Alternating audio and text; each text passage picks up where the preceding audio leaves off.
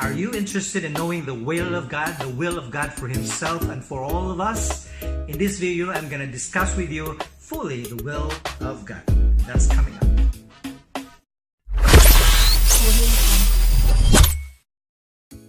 Hi, my name is June Puerto. Once again, welcome to a new episode of It's Interesting to Know.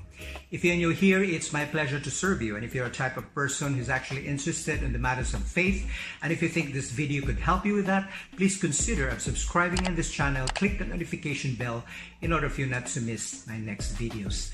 In today's Bible study, we're going to talk about the will of God for Himself, and also the will of God for us. As a Christian, we wonder always what would probably be the will of God for us. And it is quite important for us to understand this, because otherwise there is no full understanding about it. We will just end up speculating of a lot of things. Some people would speculate that the will of God is so random that whatever happens to you, since based on the principle of anything that happens has got a reason, they would say that's the will of God for them. Some people are, believing is the will of God is like dots to be connected.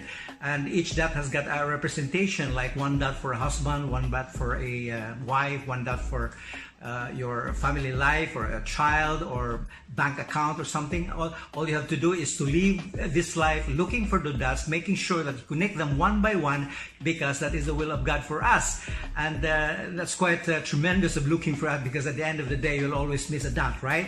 This is basically coming from the theology of, there's what's so-called, it was developed years ago, it's called dot theology, connecting dots, no?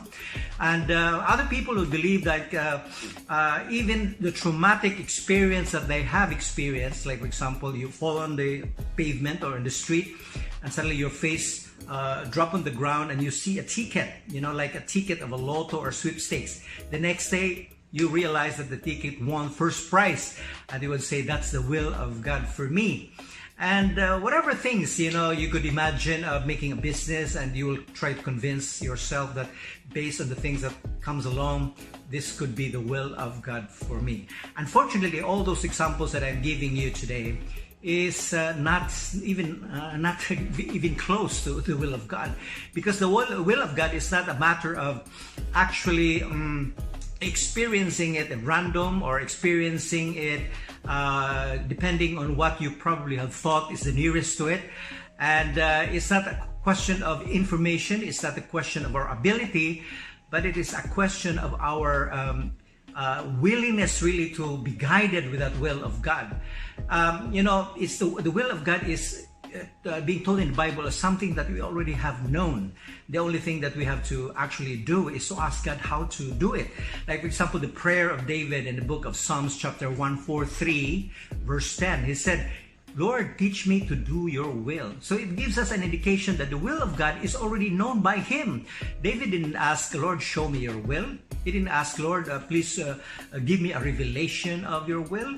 He didn't say, Lord, whatever things that you would ask, except that just teach me your will. He knows the will of God. The only thing that he asks from God is basically to guide him how to do it, because being a finite person or human being, we usually run short of actually doing His will if you're not guided by Him. So the very basic thing that you need to do is to have that compelling faith that God has given us His will already. All we have to ask from God is to teach us how to do it. Jesus Christ have shown an example for that. He said in the book of John, he said, I have not come here in accordance to my own will, but it is in accordance to the will of the Father who sends me. So because He knows very well that God has given His will, and Jesus knows that that is His will as well, depending on what God has given unto Him. So that is the will of God, no? Now, there are two ways of actually knowing the will of God. As I've mentioned when I start this particular video, is that the will of God for Himself and also for us. So the first one that we have to know in order for us to be able to know the will of God later on for ourselves is to know His will first. We could read it in the book of Psalms 33. Let me just read it for you so that we could be together in this.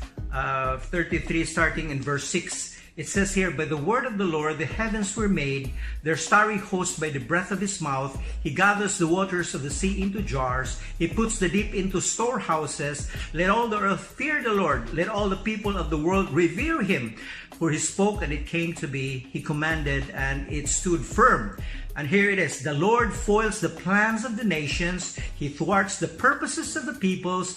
But the plans of the Lord stand firm forever. The will of his heart through all generation. Blessed is all the nation whose God is the Lord, the people he chose for his inheritance. So here we could see his plans, his will in nature, in creation. And he in fact ended by saying that no matter what kind of other wills, which is actually not in accordance to my will, I'm gonna thwart them. I will thwart the will of the nation, the plans of the nation. I'm gonna thwart the plans of any people who is not in accordance to his will. Just like in the book of Proverbs 19 verse 21, it says, many are the plans of people, but it is only God's plan which is going to prevail. So that is the will of God for himself. It is repeated in the book of Isaiah 46 verse 10. The same thing, it sounded the same thing. It goes like this. I have already proclaimed the things to come from the beginning, and said from the ancient times to things that has not been created yet. I am giving it to you, he says. And this shows that my plans will stand still and I'm going to do everything that pleases me. So that is his plan. His will is to glorify himself. Now, I'm going to give you the second portion of this, the second way of knowing the will of God. The second time is to know the will of God for us. In this particular video, I'm just giving you the will of God for himself. So I'll do it in the second part of this video. And for now, I hope that you're being guided with regards to the start of the will of God for himself. And be excited for the next video. And if you have got any comments on this particular video, please consider of putting down in the comments field below. And if you have not been in my channel yet, please subscribe in this channel. Also share my video to others so they will be also encouraged. I take this opportunity to bless you in the name of our Lord Jesus Christ. Thank you and see you next time. Bye now.